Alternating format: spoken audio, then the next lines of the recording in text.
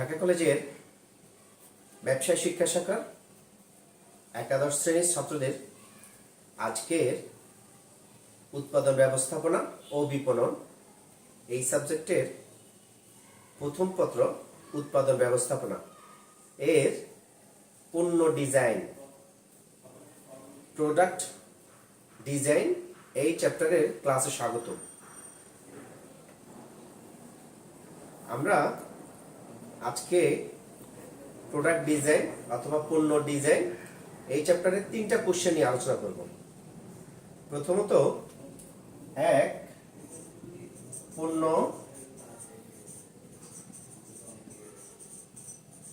Design কি? অর্থাৎ এই চ্যাপ্টারটার নাম হচ্ছে প্রোডাক্ট ডিজাইন বা পণ্য ডিজাইন। এই চ্যাপ্টার এই কি বা সংজ্ঞা ধারণা এটা জানবো। 2 নম্বরে, পণ্য ডিজাইনের গুরুত্ব বা প্রয়োজনীয়তা এটা জানবো। 3 নম্বরে, পণ্য ডিজাইনের পর্যায় বা ধাপ সমূহ এই 3টি কোশ্চেন নিয়ে আমরা আলোচনা করব। এখন তোমরা খেয়াল করো, প্রোডাক্ট ডিজাইন বা পণ্য ডিজাইন, ডিজাইন কথাটা শুনলেই তোমরা সচরাচর এটার সাথে খুবই পরিচিত। তুমি খেয়াল করো, তুমি তোমার টি শার্টের ডিজাইন, তোমার শার্টের ডিজাইন, তোমার পাঞ্জাবির ডিজাইন, তোমার মোবাইলের ডিজাইন, তোমার বাবার গাড়ির ডিজাইন, তোমার কলমের ডিজাইন, দেখো আমরা ডিজাইন কথাটার সাথে খুবই পরিচিত। আমরা রাস্তা বেরোলেই নানান ডিজাইনের গাড়ি দেখতে পাই, নানা ডিজাইনের বিভিন্ন, ধরো খাদ্য সামগ্রীর কথা বলি, ধরো বিস্কিটের কথাই বলি, দেখো কত রকমের, কত কালারের, কত আকারের বিস্কিট পাওয়া যায়, কেক পাওয়া যায়, জামা পাওয়া যায়, টি শার্ট পাওয়া যায়, গাড়ি পাওয়া যায়, কলম পাওয়া যায়। তার মানে দেখো এক একটা এক এক রকম। ডিজাইনটা যদি বলে দিকে স্যার ডিজাইনটা কি, ডিজাইন হচ্ছে একটা প্রোডাক্ট বা একটা পণ্যের নকশাকরণ। অর্থাৎ তুমি খেয়াল করো, এই যে মার্কারটি, এটি দেখো একটা কালার, এটা একটা ডিজাইন, এটা একটা সাইজ আছে, বা এটার এই যে দেখো এটা এরকম, এটা একটা নকশা বা আকার বা আকৃতি। ডিজাইন হচ্ছে নকশা, আকার, আকৃতি, রূপ, স্টাইল, রং, একে ডিজাইন বলা হয়। এখন দেখো তোমরা, যে আমি বলেছি যে তুমি দেখো, তুমি যদি ক্রিকেটই কথা বলো, ক্রিকেট ওয়ার্ল্ড কাপ যে কাপটা হয়, দেখো 99 সালের যে ক্রিকেট ওয়ার্ল্ড কাপের সাথে যে কাপটা নিয়ে উদযাপন করা হয়, সেটার সাথে বাংলাদেশ আর ইন্ডিয়ার যদি একটা ম্যাচ হয়, সেই কাপে দেখা যায় কি ডিজাইনের বা আকৃতির মিল পাওয়া যায়, কিন্তু কাপ কিন্তু একই, জেতার পরে ওই কাপটা দেওয়া হয়।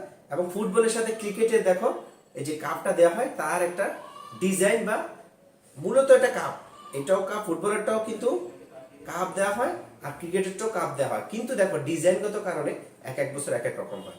আবার ধরো ক্রিকেট খেলতে যাবে, এই যে দেখো এখনই ভারত বনাম অস্ট্রেলিয়ার ম্যাচ হচ্ছে, ভারতের যে জার্সিটা, এটা ডিজাইনটা চেঞ্জ করা হয়েছে। আগে যেটা ছিল তার রং চেঞ্জ করা হয়েছে, তার সাইজ চেঞ্জ করা হয়েছে, তার স্টাইল চেঞ্জ করা হয়েছে। তারপরে ডিজাইন হচ্ছে একটি পণ্যের নকশাকরণ, আকার, আকৃতি, রং প্রভৃতিকে ডিজাইন বলা হয়। এখন এই ডিজাইন কেন করা হয়, এটা একটা কথা থেকেই যায় যে সকল পণ্য যদি একই রকম হতো তাহলে হতো না, না হয় না। কারণ মানুষের অথবা ক্রেতা বা ভোক্তা বা গ্রাহকের এক একজনের পছন্দ, রুচি, মান, ধ্যান ধারণা এক এক রকম। এই জন্যে দেখবা, তোমরা যদি রাস্তায় বের হও, কেউ লাল রঙের গাড়ি পছন্দ করে, কিন্তু লাল রঙের সকল আকৃতির, আকার, আয়তনের গাড়ি পছন্দ করে না। আবার কেউ কালো রঙের গাড়ি পছন্দ করে, কেউ আবার যে তোমার সাদা রঙের গাড়ি পছন্দ করে। এই জন্যে ক্রেতা বা ভোক্তার পছন্দ অনুযায়ী, রুচি অনুযায়ী নকশাকরণ, মান নির্ধারণ, রংকরণ ইত্যাদি কার্যকলাপের সমষ্টিকে পণ্য ডিজাইন বলা হয়। এখন এই পণ্য ডিজাইনের মধ্যে খেয়াল করো, প্রোডাক্ট কোয়ালিটিও থাকতে পারে, আবার তার বাহ্যিক রূপও থাকতে পারে।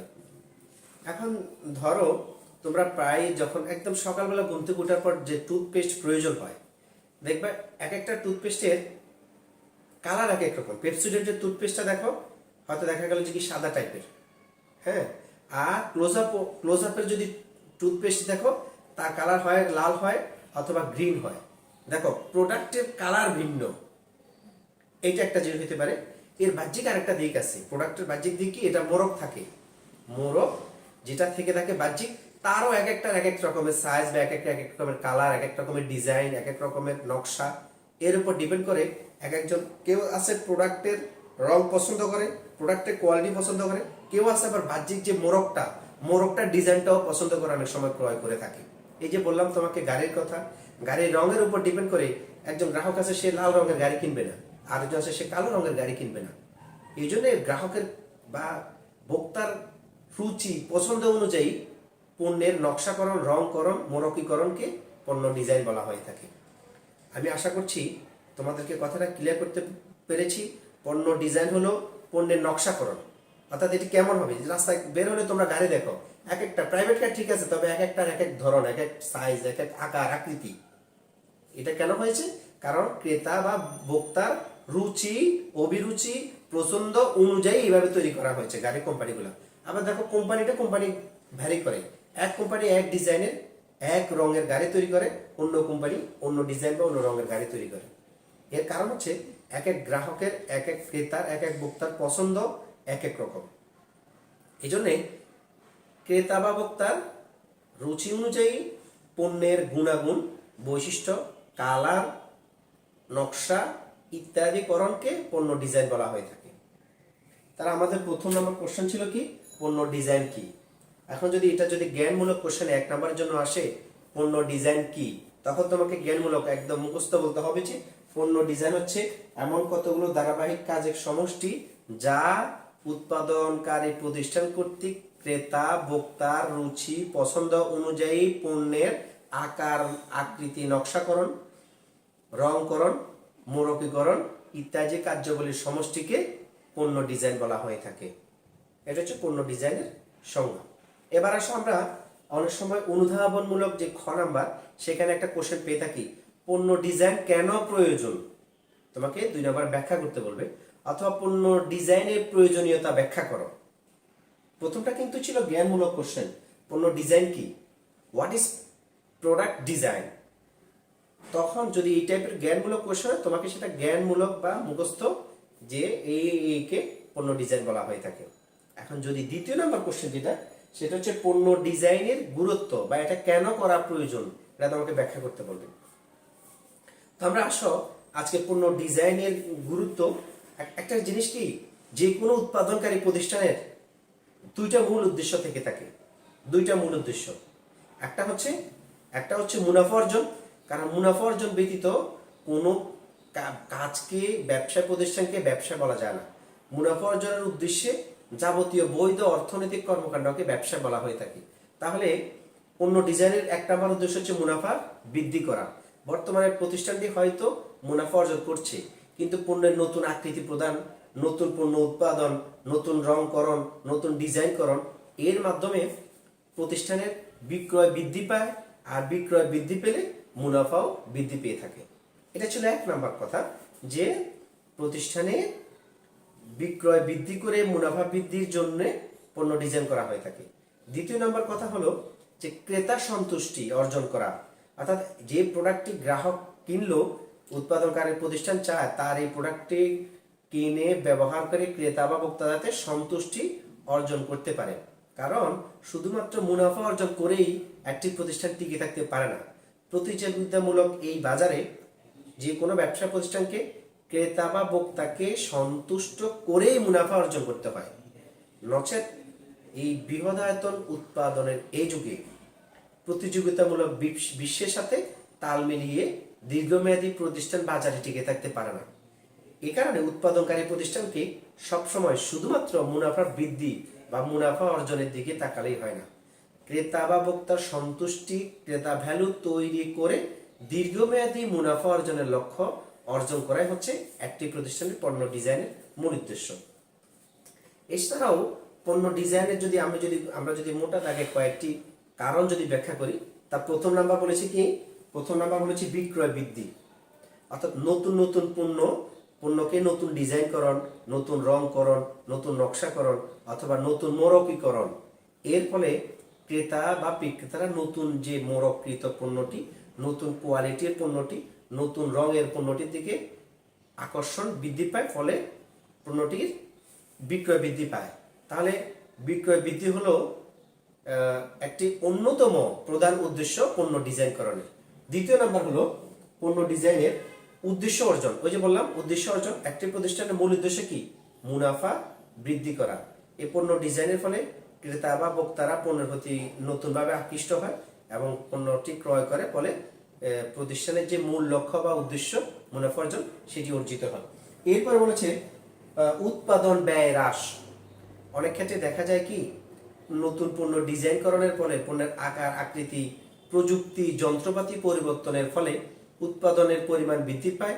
উৎপাদনের পরিমাণ বৃদ্ধি পাওয়ার সাথে সাথে উৎপাদনের ব্যয় পরিমাণ হ্রাস পায়, ফলে প্রতিষ্ঠানের উৎপাদন ব্যয় হ্রাস পায় পণ্য ডিজাইনের ফলে। কারণ পণ্য ডিজাইনের মাধ্যমে নতুন প্রযুক্তি, নতুন যন্ত্রপাতি সংযোজিত হয় বিধায় একক প্রতি উৎপাদন ব্যয় হ্রাস পায়। এরপর হচ্ছে নতুন পণ্য উদ্ভাবন, অর্থাৎ পণ্য ডিজাইনের অন্যতম একটা উদ্দেশ্য বা গুরুত্ব হলো পণ্য ডিজাইনের মাধ্যমে নতুন নতুন পণ্য বাজারে এসে থাকে। অর্থাৎ আমরা যদি বলে থাকি যে নতুন প্রযুক্তি, নতুন যন্ত্রপাতি আসার ফলে বাজারে দেখো বিভিন্ন প্রকারের নতুন নতুন পণ্য বাজারে আসে, এর কারণ হচ্ছে পণ্য ডিজাইন। অর্থাৎ একই, আমি তোমাকে যদি বোঝানোর জন্য বলি, দেখা যায় কি তোমরা লাক্স সাবানের অ্যাডভার্টাইজমেন্ট টিভিতে দেখতে পাও, কয়েকদিন পরেই বলে যে কি নতুন মোড়কে আকর্ষণীয়ভাবে নতুন লাক্স। তার মানে কি লাক্স আগের কোম্পানিটাই রয়েছে, লাক্স সাবানটাও রয়েছে, জাস্ট হয়তো তারা লাক্স কিনে নতুন একটি ফ্লেভারে অথবা নতুন একটি সিস্টেম কনসার্ন প্রতিষ্ঠান নতুন একটি পণ্য নিয়ে বাজারে হাজির হয়। অর্থাৎ যেটা আগে ছিল না সেটাকে নতুন করে, এই যে এখন ইদানিং টিভিতে একটা অ্যাড আমরা পেয়ে থাকি ফেয়ার অ্যান্ড লাভলি সাবান, অর্থাৎ ফেয়ার অ্যান্ড লাভলি কোম্পানিটাই রয়েছে বাজারে, ফেয়ার অ্যান্ড লাভলিতে তারা ক্রিম তৈরি করে, কিন্তু তারা নতুন পণ্য, নতুন ডিজাইন, নতুন আকার আকৃতি, নতুন একটি পণ্য নিয়ে আসলো, ফেয়ার অ্যান্ড লাভলি সাবান তারা বাজারে নিয়ে আসলো। তার পণ্য ডিজাইনের অন্যতম একটি গুরুত্ব বা প্রয়োজনীয়তা রয়েছে, এই কারণে যে এর ফলে নতুন নতুন পণ্য বাজারে পাওয়া যায়। এরপরে বলেছে কি ক্রেতার সন্তুষ্টি অর্জন। ক্রেতার সন্তুষ্টি অর্জন এই কথাটি, এই পয়েন্টে আমি অলরেডি বলেছি যে পণ্য নতুন নকশাকরণ, নতুন ডিজাইনকরণ, নতুন আকৃতি প্রদান, রং, মোড়কীকরণের উন্নতকরণের ফলে ক্রেতারা প্রোডাক্টটি ব্যবহার করে সন্তুষ্ট হয়। পরে দেখা যায় কি এই যে বর্তমান গ্রাহক স্থায়ী গ্রাহকে তৈরি হয়। তাহলে বর্তমান গ্রাহক স্থায়ী গ্রাহকে তৈরি হয় কি কারণে, ক্রেতার সন্তুষ্টি অর্জনের মাধ্যমে। তারপরে বলেছে তারপর বলছে একঘেয়েমি দূরীকরণ। এইটি একটি গুরুত্বপূর্ণ পয়েন্ট, যে একটি প্রোডাক্ট দেখা যায় কি, ওই যে আমি লাক্সের কথা বলেছি, যে লাক্স কোম্পানি দেখবা কয়েকদিন পর পরই দেখা যায় কি বলে যে কি নতুন লাক্স বা নতুন দেখা যায় কি তারা একটু ওটার যে ইয়েটা সাবানের যে নকশাটা একটু নকশা চেঞ্জ করে একটা অ্যাড দেয়, অথবা একটু রংটা চেঞ্জ করে, অথবা ফ্লেভারটা চেঞ্জ করে, বলে যে নতুন আঙ্গিকে লাক্স। নতুন আঙ্গিক মানে লাক্সই রয়েছে, হয়তো গ্রাহকদের অথবা ক্রেতাদের অথবা ভোক্তাদের যারা ব্যবহারকারী তাদের একঘেয়েমি দূর করার জন্য তারা হয়তো ফ্লেভারটা চেঞ্জ করে। ফ্লেভারটা চেঞ্জ হলে হয় কি গ্রাহক এই যে একঘেয়েমিটা তার দূর হয়, যে এই লাক্স ব্যবহার করছে অনেকদিন, এই জিনিসটা তার দূর হয়। অথবা নতুন একটা মোড়ক দিলে নতুন একটা যে প্যাকেটটাও চেঞ্জ করতে পারে, তাতে তার প্যাকেটে দেখার যে একঘেয়েমিটা সেটা দূরকরণ হয়ে থাকে। এরপর হচ্ছে জীবনযাত্রার মান উন্নয়ন। জীবনযাত্রার মান উন্নয়ন বলতে মানুষের যে জীবন ধারণ তার মানটা সবসময় উন্নত হয়ে থাকে। এখন দেখো নতুন নতুন প্রোডাক্ট, নতুন নতুন পণ্য বাজারে আসার ফলে মানুষের জীবনযাত্রার মান বৃদ্ধি পেয়েছে। আমি যদি এটা মানে প্র্যাকটিক্যালি বুঝাতে বলি, এই যে আজকে আমরা মোবাইলে ক্লাসটা নিচ্ছি, এটা আজ থেকে 20 বছর আগে সম্ভব ছিল না। এর সম্ভব হলো কেন, এই যে তোমার নতুন নতুন ডিজাইনের এই মোবাইল বাজারে কোম্পানিগুলো নিয়ে আসার ফলে মানুষের মধ্যে মোবাইলের ব্যবহার বৃদ্ধি পেয়েছে এবং এর ফলে মানুষের জীবনযাত্রার মানও বৃদ্ধি পেয়েছে। এখন যদি বলো এতে মোবাইলের কারণে জীবনযাত্রার মান কিভাবে বৃদ্ধি পেয়েছে, ধরো আগে যে ক্লাসটা তুমি সরাসরি নিতে হতো, এখন তুমি সেটা মোবাইলের মাধ্যমে দেখতে পাচ্ছ। অথবা তোমাদের যোগাযোগের ক্ষেত্রে আগে তোমাকে সরাসরি যেখানে যেতে হতো সেখানে যেতে হচ্ছে না।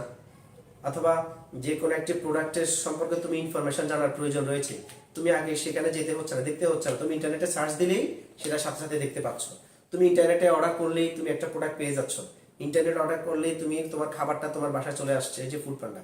তার মানে কি, নতুন নতুন প্রোডাক্ট, নতুন নতুন পণ্য বাজারে আগমনের ফলে অথবা ডিজাইনের ফলে অথবা উৎপাদনের ফলে মানুষের জীবনযাত্রার মান বৃদ্ধি পায়। এরপর হচ্ছে কর্মসংস্থান সৃষ্টি। ধরো এই যে মোবাইল, এটা একটি গত 30 বছর আগে ছিল না, এটা নতুন একটি পণ্য বাজারে আগমনের ফলে দেখা যায় কি, এই যে মোবাইল একটা ফ্যাক্টরি তৈরি হলো, তাতে ওখানে মানুষের বা কর্মসংস্থানের সুযোগ সৃষ্টি হলো। তার মানে পণ্য ডিজাইন, পণ্যের নকশাকরণ, পণ্যের উন্নতকরণ, নতুন পণ্য আগমন, এইসব ক্ষেত্রে দেখা যায় কি মানুষের কর্মসংস্থানের একটি নতুন আইডিয়া সূচিত হয়, কর্মসংস্থান সৃষ্টি হয়ে থাকে। এখন আমি এতক্ষণ যে কথাগুলো বললাম, যদি এই কথাগুলো যদি কেন পণ্য ডিজাইন গুরুত্বপূর্ণ তোমাকে বলতে বলি, তোমাদের উত্তরে কিন্তু কখনো আমি যেভাবে পয়েন্ট আকারে বলছি এভাবে পয়েন্ট আকারে আসবে না। তোমরা আমার এই কথাগুলোকে সামারাইজ করে 5 লাইনের মধ্যে লিখতে হবে যে কেন পণ্য ডিজাইন প্রয়োজনীয়। তবে বিষয় কি, তুমি যদি 5 লাইনই শিখো তাহলে তুমি 5 লাইন লিখতে পারবে না। তুমি যদি 10 লাইন শিখো তাহলে 5 লাইন লিখতে পারবে, যেটি কেন প্রয়োজন। তাহলে আমি যদি মোটা দাগে তোমাকে আবার রিপিট করে বলি যে পণ্য ডিজাইন কেন প্রয়োজন, তাতে প্রথম কথা দেখো, বিক্রয় বৃদ্ধি। যে নতুন পণ্যের নতুন আবিষ্কার, পণ্য উন্নয়ন, পণ্যের ডিজাইনকরণ, নকশাকরণ, রংকরণ, মোড়কীকরণের ফলে ক্রেতাদের মধ্যে পণ্যের চাহিদা বৃদ্ধি পায়, ফলে প্রতিষ্ঠানে বিক্রয় বৃদ্ধি পায়। তাহলে বিক্রয় বৃদ্ধি এক নাম্বার হতে পারে। 2 নাম্বার বলেছি, বিক্রয় বৃদ্ধি হলেই মুনাফা বৃদ্ধি হয়। তারপরে ক্রেতার সন্তুষ্টি অর্জিত হয়, ক্রেতারা সন্তুষ্ট হয়, নতুন প্রোডাক্ট, নতুন ডিজাইন পেয়ে তারা সন্তুষ্ট হয়ে স্থায়ী গ্রাহকে তৈরি হয়। তারপরে বলেছি জীবনযাত্রার মান উন্নত হয়, নতুন নতুন প্রোডাক্ট, নতুন নতুন ডিজাইন আসার পরে মানুষের জীবনযাত্রার মান উন্নত হয়। অর্থাৎ তুমি যদি দেখো এই যে রাস্তায় বেরোলেই আগে ছিল দেখো একদম ভাঙাচুরা টাইপের গাড়িগুলা, বাসগুলা, প্রাইভেট কারগুলা, হ্যাঁ খুব একটা দেখতে সুন্দর লাগতো না, বা মানুষের এসির ব্যবস্থা ছিল না গাড়িতে। এখন কিন্তু যে নতুন নতুন ডিজাইন হচ্ছে, নতুন নতুন রং হচ্ছে, নতুন নতুন মেশিন সংযোজিত হচ্ছে, ফলে গাড়ির ব্যবহারও বেড়েছে, ক্রেতারাও গাড়ি কিনে বা এর সন্তুষ্ট হচ্ছে, এই জন্যে জীবনযাত্রার মান উন্নত হচ্ছে। এরপর বলছে কর্মসংস্থানের সুযোগ সৃষ্টি। ওই যে বললাম নতুন নতুন প্রোডাক্ট নতুন নতুন ভাবে আসার পরে বিক্রয় বৃদ্ধি পাচ্ছে এবং কর্মসংস্থানও সৃষ্টি হচ্ছে। তার মানে গুরুত্বপূর্ণ যে কথাগুলো বলা যায় যে পণ্য ডিজাইনের ফলে প্রতিষ্ঠানে বিক্রয় বৃদ্ধি পায়, মুনাফা বৃদ্ধি পায়, ক্রেতার সন্তুষ্টি অর্জিত হয়, জীবনযাত্রার মান উন্নয়ন হয়, কর্মসংস্থান সৃষ্টি হয়, বাজারে নতুন নতুন পণ্যের আগমন বা প্রবাহ সৃষ্টি হয়, অথবা গ্রাহকদের, ক্রেতা ভোক্তাদের পণ্য ব্যবহারের ক্ষেত্রে একঘেয়েমি দূর হয়, ফলে ক্রেতারা নতুন নতুন পণ্য, নতুন ডিজাইনের, নতুন রঙের, নতুন মোড়কের পণ্য পেয়ে উদ্দীপ্ত হয় এবং স্থায়ী ক্রেতায় পরিণত হয়। তার মানে বোঝা গেল একটি উৎপাদনকারী প্রতিষ্ঠানের জন্য পণ্য ডিজাইন, পণ্যের নকশাকরণ, পণ্যের মানকরণ, পণ্যের রং পরিবর্তনকরণ, মোড়ক পরিবর্তনকরণ, ফ্লেভার পরিবর্তনকরণ, নতুন পণ্য নিয়ে আসা, এগুলো গুরুত্বপূর্ণ এ কারণেই যে এতে করে প্রতিষ্ঠানের মূল লক্ষ্য বা উদ্দেশ্য যে মুনাফা বৃদ্ধি এবং ক্রেতার সন্তুষ্টি অর্জন, তা অর্জিত সম্ভব হয়। আমি তোমাকে একদম বোঝার জন্য বলি যে কোনো প্রতিষ্ঠান একই প্রোডাক্ট দিয়ে দীর্ঘদিন টিকে থাকতে পারে না। বর্তমান যুগ, বিশ্বায়নের এই যুগে ধরো বাংলাদেশি একটি কোম্পানি একটি প্রোডাক্ট বিক্রয় করে, শুরু থেকে যদি একই প্রোডাক্ট যদি সবসময় চালাতে থাকে, একই কালারের, একই ডিজাইনের, একই পদ্ধতির, তখন এটা চলবে না। কারণ মানুষ নতুন নতুন আপডেট যে কোনো জিনিস পেতে পছন্দ করে, মানুষের রুচি পরিবর্তন হচ্ছে, পছন্দের পরিবর্তন হচ্ছে, এর ফলে মানুষের আর্থিক অবস্থার পরিবর্তন হচ্ছে। এর ফলে প্রতিযোগিতামূলক এই বাজারে টিকে থাকতে হলে পণ্যের নতুন নতুন ডিজাইন, নকশা অথবা রং অথবা কাঠামো পরিবর্তন করা প্রয়োজন হয়ে থাকে। এখন আমি যদি বলি, তোমরা খেয়াল করো, বাংলাদেশের মানুষের 1990 সালের দশকের যে রুচি, যে পছন্দ, যে সক্ষমতা ছিল, ক্রয় ক্ষমতা ছিল, এখন এই 2020 সালে, 2021 সালে এসে তা থেকে মানুষের রুচির পরিবর্তন হয়েছে, পছন্দের পরিবর্তন হয়েছে, মানুষের ক্রয় ক্ষমতার, সক্ষমতার পরিবর্তন হয়েছে। ফলে 90 সালের সেই প্রোডাক্ট দিয়ে এই 2021 সালে এসে টিকে থাকা সম্ভব নয়। যার ফলে আমরা বাজারে এখন কসকো সাবান যে জনপ্রিয়তা ছিল 80 দশকে, তারা এখন আর টিকে নেই। অথবা কেয়া কোম্পানি, দেখো ইত্যাদি দেখলে আমরা কেয়া কোম্পানির কথা আমাদের মনে পড়ে যায় যে কেয়া কসমেটিক্সের সৌজন্যে 1 লাখ টাকার কম্পিউটার, 2 লাখ টাকার পুরস্কার। এখন সেই কেয়া কসমেটিক্সের পণ্য খুব বেশি বাজারে, প্রতিযোগিতামূলক বাজারে টিকে নেই। অথবা মেরিল কোম্পানি 2-1টি প্রোডাক্ট ছাড়া বাকি সকল প্রোডাক্টই এখন হারিয়ে যাচ্ছে।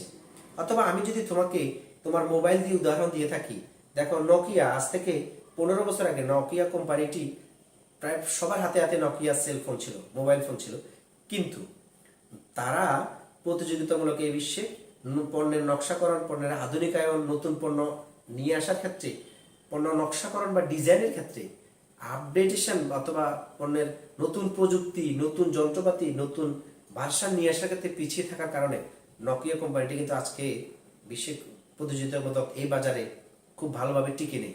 অথবা আমি যদি তোমাকে বলি, সাম্প্রতিক সময় দেখা যায় কি নতুন প্রযুক্তি এবং নতুন যন্ত্রপাতি আগমনের ফলে পুরাতন অনেক কোম্পানি বিলীন হওয়ার পথে রয়েছে। এই জন্যে মানুষের রুচি, পছন্দ, ক্রয় ক্ষমতা এর পরিবর্তনের সাথে সাথে উৎপাদনকারী প্রতিষ্ঠান সমূহকে তার পণ্যের, তার সেবা, রং, ডিজাইন, ফ্লেভার, নকশা, আকার, আকৃতি, পদ্ধতি, প্রযুক্তি পরিবর্তন করা বা নতুন করে ডিজাইন করার প্রয়োজন হয়ে থাকে। অথবা যদি এই নকশাকরণ অথবা এই ডিজাইন, এই পরিবর্তন, এই আধুনিকায়ন যদি না করা হয়ে থাকে, তাহলে ওই যে নোকিয়া কোম্পানি অথবা কসকো সাবানের মতো প্রতিযোগিতামূলক এই বাজারে এই পণ্যটি বাজার থেকে বিলীন হয়ে যাওয়ার সম্ভাবনা রয়েছে।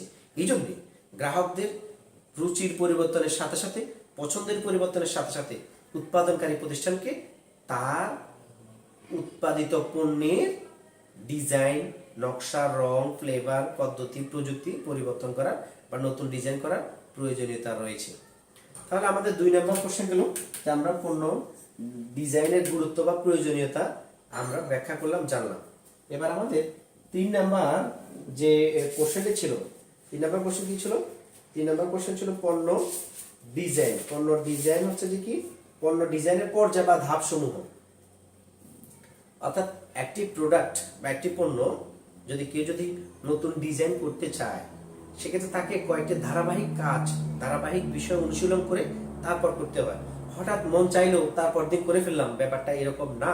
কারণ প্রতিযোগিতামূলক, তীব্র প্রতিযোগিতামূলক এই বাজারে একটি প্রোডাক্ট গ্রাহক কর্তৃক সমাদৃত হবে কি হবে না তা নির্ভর করে বাজারের অবস্থান, গ্রাহকদের রুচি, অভিরুচি, পছন্দ, সক্ষমতা, বিভিন্ন বিষয় চিন্তা করে ধারাবাহিক কয়েকটি কাজের সমষ্টির মাধ্যমে একটি পণ্যকে ডিজাইন করতে হয়। তো সেই ডিজাইনের ধাপগুলো আমি এখানে যদি লিখি, আমি লিখছি, তোমরা খেয়াল করো। 1 নম্বর ধাপ হচ্ছে, এই যে আমি এখন পণ্য ডিজাইনের পর্যায় বা ধাপ পড়াচ্ছি। 1 নম্বর হলো উদ্যোগ গ্রহণ। উদ্যোগ গ্রহণ। 2 ধারণা উন্নয়ন। ধারণা উন্নয়ন। 3 সামর্থ্য বিশ্লেষণ। সামর্থ্য বিশ্লেষণ। 4 পরীক্ষামূলক উৎপাদন।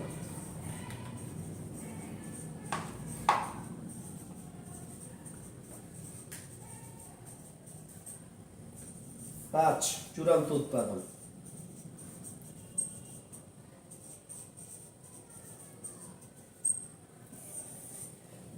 একটি পণ্য ডিজাইন এর ক্ষেত্রে একটি উৎপাদনকারী প্রতিষ্ঠানকে এই 5টি ধাপ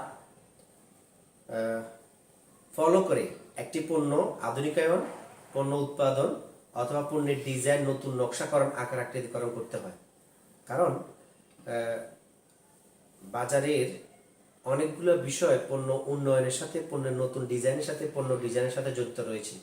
তো এই যে পণ্য ডিজাইনের পর্যায়গুলো আমি যদি ধারাবাহিকভাবে তোমাকে একটু যদি খুব সংক্ষিপ্ত সময় বুঝাই, প্রথম হচ্ছে উদ্যোগ গ্রহণ। যে কোনো একটি প্রোডাক্ট বিদ্যমান বাজারে রয়েছে, অথবা তোমার ধরো লাক্স কোম্পানির সাবানের কথাই বলি, লাক্স যে সাবান, সেটি বর্তমানে অবশ্যই বাজারে একটি রয়েছে। এখন তারা যদি চায় যে আমরা নতুন পণ্যের নতুন ডিজাইন করব, অর্থাৎ তার হয় ফ্লেভার চেঞ্জ করা, নয় রং চেঞ্জ করা, নয় মোড়ক চেঞ্জ করা, ঠিক আছে, কোনো একটা কিছু, অথবা তার নকশা চেঞ্জ করা। সাবানের নকশা, সাইজ বড় করা, সাইজ ছোট করা, সাইজে দেখবে উপরে একটা ফুলের সুন্দর ছাপ দেয়া আছে, সেটা দেয়া, যাই করে প্রথম উদ্যোগ গ্রহণ করতে হয়। এটাকে বলা হয় উদ্যোগ গ্রহণ পর্যায়ে। এই উদ্যোগ বা ইনিশিয়েটিভ স্টেজে একজন প্রোডাকশন ম্যানেজারকে অথবা মার্কেটিং ম্যানেজারকে এই নতুন আইডিয়া বা ধারণা মাথায় নিয়ে আসতে হয় যে আমরা এই যে আমাদের এই প্রোডাক্টটির সাবানের এই চেঞ্জ নিয়ে আসতে চাই। এটাকে বলা উদ্যোগ গ্রহণ পর্যায়ে। এটা খুব বেশি এক্সপেনশন, খুব বেশি এক্সপেরিমেন্টাল নয়। তারপর হচ্ছে ধারণা উন্নয়ন। এখন এই যে এই পণ্য ডিজাইনের ক্ষেত্রে তারপরটা হচ্ছে ধারণা উন্নয়ন। ধারণা উন্নয়ন কি? আমরা কি নতুন একটি প্রোডাক্ট বাজারে নিয়ে আসবো? অনেকগুলো ধারণা থাকতে পারে, ধরো 5 জনে 5টা ধারণা দিল। আমরা কি নতুন একটি সাবান, নতুন একটি সিস্টেম কনসার্ন নিয়ে আসবো, অর্থাৎ নতুন একটি সাবান নিয়ে আসবো, নাকি আমরা তার রং চেঞ্জ করবো, বিদ্যমান সাবানের রং চেঞ্জ করবো, নাকি ফ্লেভার চেঞ্জ করবো, নাকি আকার আকৃতি চেঞ্জ করবো, নাকি মোড়ক চেঞ্জ করবো? দেখো 5টা অপশন এখানে। এই যে ধারণা উন্নয়ন বলতে অনেকগুলো ধারণা থাকবে, এই ধারণার মধ্যে সর্বোত্তম ধারণাটি যাচাই বাছাই বা গ্রহণ করা হয় এই পর্যায়ে। প্রথম কথা হচ্ছে প্রথমটা উদ্যোগ গ্রহণ করা, যে আমরা আমাদের এই সাবানের নতুন ডিজাইনকরণ করব, এটা উদ্যোগ। দ্বিতীয় নাম্বার হলো গিয়ে তারপরে গিয়ে ধারণা উন্নয়ন। ধারণা উন্নয়নে গিয়ে কি করে? ধারণা উন্নয়নে গিয়ে উৎপাদনকারী প্রতিষ্ঠান তারা অনেকগুলো বিকল্প থেকে, অনেকগুলো ধারণা থেকে ক্রিয়েট করে এবং সেই ধারণা থেকে সর্বোত্তম ধারণা সিলেক্ট করে। সর্বোত্তম ধারণা যে বললাম, নতুন সাবান তৈরি করা, সাবানের রং পরিবর্তন করা, ফ্লেভার পরিবর্তন করা, আকার আকৃতি পরিবর্তন করা, অথবা মোড়ক পরিবর্তন করা। এই 5টা ধারণা থেকে, আমি বোঝার জন্য 5টি বললাম, ধারণা থেকে সর্বোত্তম ধারণাটা তারা উন্নয়ন বা গ্রহণ করে থাকে। এরপর হচ্ছে সামর্থ্য বিশ্লেষণ। এখন বুঝতে হবে যে আমরা নতুন একটি সাবান তৈরি করব, ধারণা উন্নয়ন হলো। এখন দেখতে হবে যে কি আমাদের নতুন সাবান উৎপাদনের মতো আর্থিক সামর্থ্য, কাঁচামালের সামর্থ্য, প্রযুক্তিগত সামর্থ্য প্রত্যেকটি প্রতিষ্ঠান রয়েছে কিনা। কারণ মূলধনের সমস্যা থাকতে পারে। নতুন একটি প্রোডাক্ট উৎপাদন করতে গেলে অর্থের প্রয়োজন হয়, মূলধনের প্রয়োজন হয়, আবার প্রযুক্তিরও প্রয়োজন হয়। নতুন প্রযুক্তি, নতুন যন্ত্রপাতি আছে কিনা, অথবা সেই দক্ষ জনশক্তি, মানব সম্পদ আছে কিনা, তাও দেখতে হয়। তার মানে একটি প্রতিষ্ঠানের মানব সম্পদের সামর্থ্য, আর্থিক সামর্থ্য, প্রযুক্তির সামর্থ্য এবং যাদের কাছে পণ্যটি বিক্রয় করা হবে সে ক্রেতা ভোক্তার সামাজিক অর্থনৈতিক সামর্থ্য বিচার বিশ্লেষণ করতে হয়। তাহলে এই 3 নম্বর হলো সামর্থ্য বিশ্লেষণ করা, তাকে ব্যাখ্যা করা। তারপরে হচ্ছে পরীক্ষামূলক উৎপাদন। পরীক্ষামূলক উৎপাদনে ধরো যাচাই বাছাই করে দেখা গেল যে কি এই সামর্থ্য রয়েছে এই প্রতিষ্ঠানে। তারপরে পরীক্ষামূলক এক্সপেরিমেন্টাল প্রোডাকশন বলা হয় কি, অর্থাৎ এই প্রোডাক্টের এক্সপেরিমেন্টাল প্রোডাকশন করে, অর্থাৎ প্রথমেই একদম প্রোডাক্টটি প্রডিউস হাজার একক করলে হবে না। আগে দেখতে হবে যে কি পরীক্ষামূলক 100 পিস অথবা 200 পিস করে দেখতে হবে যে কি আমাদের তৈরিকৃত নতুন প্রোডাক্টটি ক্রেতা বা ভোক্তা কি হিসাবে নিচ্ছে। এটা কি তারা পজিটিভলি নিচ্ছে, তাদের সাড়া কেমন? এই জন্য পরীক্ষামূলক উৎপাদন করা হয়। অর্থাৎ পরীক্ষা করে দেখা হয় যে ক্রেতা স্যাম্পল দেওয়া হয়, নমুনা দিয়ে ক্রেতাদের বা ভোক্তাদের থেকে তাদের ফিডব্যাক কি, ক্রেতা ভোক্তার ফিডব্যাক কি, সেটা গ্রহণ করে তারপরে সেটা চূড়ান্ত উৎপাদনের পর্যায়ে নিয়ে যাওয়া হয়। অর্থাৎ যদি প্রথম উদ্যোগ গ্রহণ করা হলো, অনেকগুলো ধারণা থেকে সর্বোত্তম ধারণাটি নির্বাচন করা হলো, তারপরে সামর্থ্য বিশ্লেষণ করা হলো, তারপর পরীক্ষামূলক একটা এক্সপেরিমেন্টাল প্রোডাকশনে গেল। প্রোডাকশন গিয়ে তারা ক্রেতা ভোক্তাকে অনেক সময় স্যাম্পল দিয়ে থাকে, যে 10টা গ্রাহককে, সারা বাংলাদেশের 10টা গ্রাহককে তারা স্যাম্পল দিল, আপনারা আমাদের এই প্রোডাক্টটি ব্যবহার করে আমাদেরকে ইমেইলে হোক সরাসরি হোক তার প্রতিক্রিয়া জানাবেন। এই জন্য পরীক্ষামূলক উৎপাদন করা হয়, ডিরেক্টলি তারা উৎপাদনে যায় না। তো যদি গ্রাহকের, ক্রেতার, ভোক্তার রুচির, অভিরুচির, পছন্দের, সামর্থ্যের মধ্যে হয়ে থাকে, তারা যদি ভালো ফিডব্যাক দিয়ে থাকে, সেক্ষেত্রে চূড়ান্ত উৎপাদন পদ্ধতিতে গিয়ে থাকে। তো প্রিয় ছাত্ররা, আজকে আমরা আমাদের পণ্য ডিজাইন এই সাবজেক্টের এই চ্যাপ্টারের আমরা 3টা বিষয় পড়েছি। প্রথম হচ্ছে পণ্য ডিজাইন কি, পণ্য ডিজাইন কেন, 2 নম্বর ছিল পণ্য ডিজাইন কেন প্রয়োজন, এরপর হচ্ছে পণ্য ডিজাইনের ধাপ বা পর্যায় বা স্টেজগুলো আমরা আলোচনা করেছি। আমি প্রথমে বলেছি পণ্য ডিজাইন হলো ক্রেতা বা ভোক্তার পছন্দ, রুচি, সামর্থ্য অনুযায়ী পণ্যের নকশা চেঞ্জ, গুণাগুণ চেঞ্জ, আকার আকৃতি চেঞ্জ, মোড়ক চেঞ্জ করে প্রতিষ্ঠানের বিক্রয় এবং মুনাফা বৃদ্ধির যে প্রক্রিয়া তাকে পণ্য ডিজাইন বলা হয়ে থাকে। এরপর 2 নম্বর পড়েছিলাম পণ্য ডিজাইন কেন প্রয়োজন। আমরা বলেছি উৎপাদন, বিক্রয় বৃদ্ধি, মুনাফা বৃদ্ধি, ক্রেতার সন্তুষ্টি অর্জন, জীবনযাত্রার মান উন্নয়ন, কর্মসংস্থান সৃষ্টি, ক্রেতা বা ভোক্তার একঘেয়েমি দূর করানোর জন্য পণ্য ডিজাইন প্রয়োজন। এরপর 3 নাম্বার বলেছি পণ্য ডিজাইনের ধাপ বা পর্যায় বা স্টেজগুলা। আমরা প্রথম হচ্ছে উদ্যোগ গ্রহণ পর্যায়, দ্বিতীয় পড়েছি আমরা হচ্ছে ধারণা উন্নয়ন, 3 নাম্বার স্টেজ হলো গিয়ে সামর্থ্য বিশ্লেষণ, 4 নাম্বার পরীক্ষামূলক উৎপাদন, 5 নাম্বার চূড়ান্ত উৎপাদন। আশা করছি এই আমার এই 30 মিনিটের ক্লাসটি যদি ভালো করে শোনো, তোমরা পণ্য ডিজাইনের প্রয়োজনীয়তা, গুরুত্ব, বৈশিষ্ট্য এবং পণ্য ডিজাইনের ক্ষেত্রে যে ধারাবাহিক স্টেজ বা ধাপ বা পর্যায়গুলো রয়েছে তোমরা জেনে যে কোনো উদ্দীপক আনসার করতে পারবে। সবাইকে শুভেচ্ছা জানিয়ে আজকের ক্লাস এখানে শেষ করছি। আল্লাহ হাফেজ।